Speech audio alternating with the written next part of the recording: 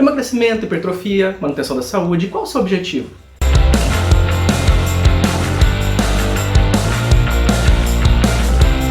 A verdade é que não importa qual o tipo de treinamento, 3 elementos andam sempre juntos para atingir os seus objetivos. O primeiro deles, e o mais ignorado de todos, é o descanso. Uma boa noite de sono, um período de recuperação entre treinamento e outro e um bom escalonamento dos exercícios é muito importante. Muitas pessoas fazem exercício em excesso e nem percebem que estão mais prejudicando o seu treinamento do que alcançando seus objetivos. Aqui nós temos 2 tipos de excessos diferentes. O primeiro deles é o sobretreino e o segundo o overtraining. Sobretreino é quando você tem uma sequência excessiva de treinos, não dando o tempo de recuperação necessário para aquele grupo muscular. Isso acontece quando você treina 4 ou 5 vezes por semana, por exemplo, membros inferiores ou membros superiores. E às vezes dá um descanso de menos de 24 horas para aquele grupo muscular que você treinou no dia anterior. Isso vai gerar um excesso de cargas com pouco tempo de recuperação, o que pode trazer um desgaste dos músculos, uma sobrecarga sobre as articulações e até lesões crônicas. Nesse caso, a periodização do treinamento físico e o tempo de descanso e recuperação são imprescindíveis.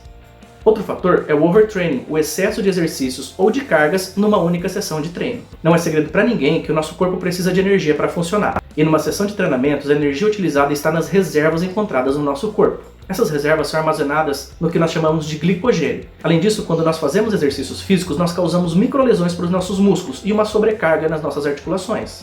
Quando você treina diversas vezes o mesmo grupo muscular, repetindo alguns exercícios na mesma sessão de treino, ou então numa sessão de treinos muito prolongada com uma intensidade bastante elevada, as reservas energéticas mais acessíveis são utilizadas, causando o que nós chamamos de overtraining.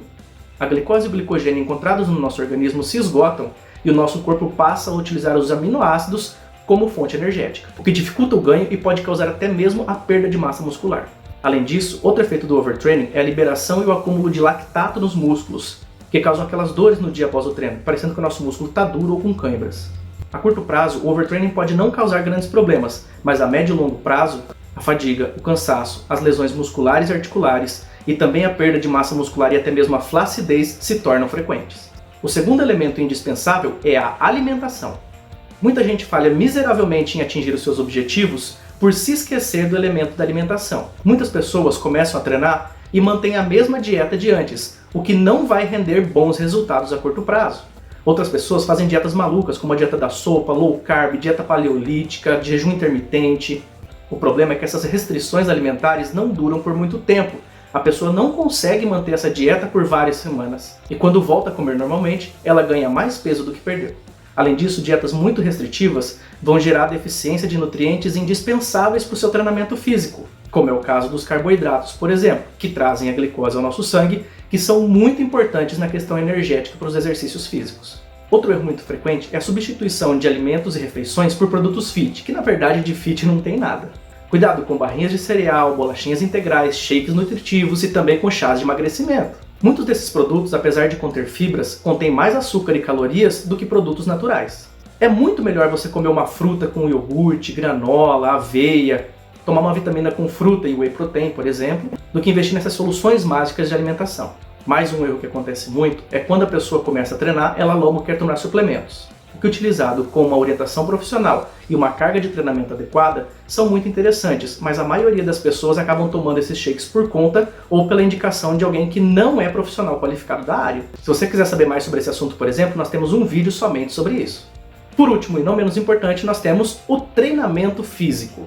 Não é uma atividade física esporádica, nem exercícios feitos em casa ou por conta na academia.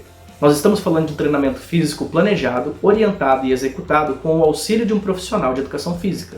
Outro erro muito comum das pessoas que querem perder peso é adotar uma dieta restritiva e não fazer exercícios físicos. Ou então fazer uma caminhadinha de vez em quando, fazer exercícios físicos por conta, o que pode gerar um efeito contrário, aumentando o metabolismo e a demanda energética por um curto tempo, mas depois a pessoa acaba engordando mais do que emagreceu porque parou de se exercitar ou parou com a dieta, e também pode trazer muitas lesões e problemas por causa da má execução de exercícios. Pessoas sedentárias, idosas, com sobrepeso ou obesidade, por exemplo, devem evitar exercícios de impacto, ou exercícios que gerem grande sobrecarga sobre as articulações, como é o caso da coluna, dos joelhos, quadris e tornozelos, por exemplo. Assistir um vídeo na internet, fazer aquele exercício que você lembra que acha que pode ser bom, sem a orientação de profissional, pode ser uma furada e gerar mais problemas do que benefícios a longo prazo. Portanto, não se esqueça, exercício físico, alimentação e descanso adequado são indispensáveis. E se você achou esse vídeo interessante, não esqueça de deixar o seu like, compartilhar com os amigos e assine o canal.